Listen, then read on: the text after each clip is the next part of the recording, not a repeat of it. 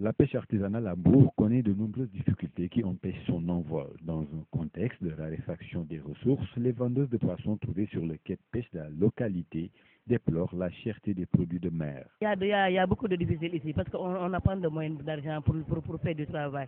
Ça, ce boulot-là, c'est très difficile. C'est très difficile parce qu'on n'a pas d'argent.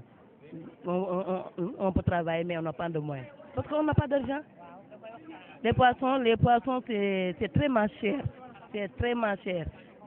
Si on a dit que ces poissons, c'est pas très cher, les molles, on dit que c'est, comment on dirait, Libye, nous me ça, essence. On a dit que c'est l'essence qui augmente. Donc les poissons, il faut trop cher. On n'a pas d'argent pour acheter des fois les quelques poissons. On préfère pour dire que beaucoup Europe. Autres obstacles évoqués, la sécurité en mer et la surveillance des côtes.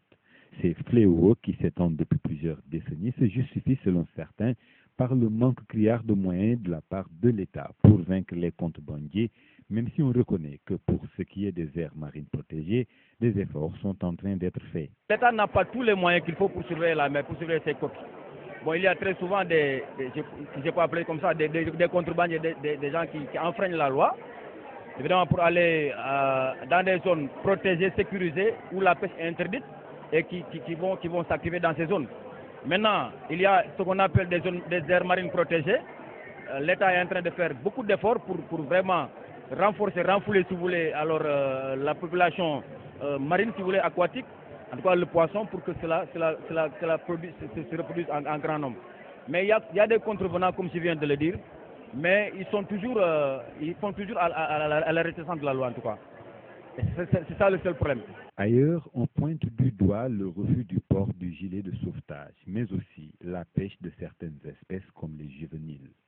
Cela empêche une bonne productivité de la ressource. Le refus d'obtempérer par certains acteurs constitue un facteur bloquant du secteur. Il y a des récalcitrants, comme je viens de le dire, mais il y a des gens qui respectent aussi la loi. Et je pense que tout pêcheur devrait vraiment respecter cette loi-là. Parce que quand on interdit de pêcher certaines espèces, des espèces par exemple, des juvéniles, bon, vous savez que cela aussi tue alors le poisson. Alors, plus tard, la production risque de disparaître.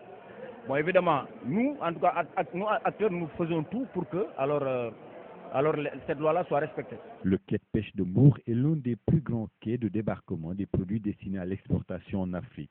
Sa réhabilitation récente et son chiffre d'affaires généré chaque année en sont une parfaite illustration. Et les spécialistes de la question sont conscients de l'importance de la qualité et de la valorisation des produits halieutiques.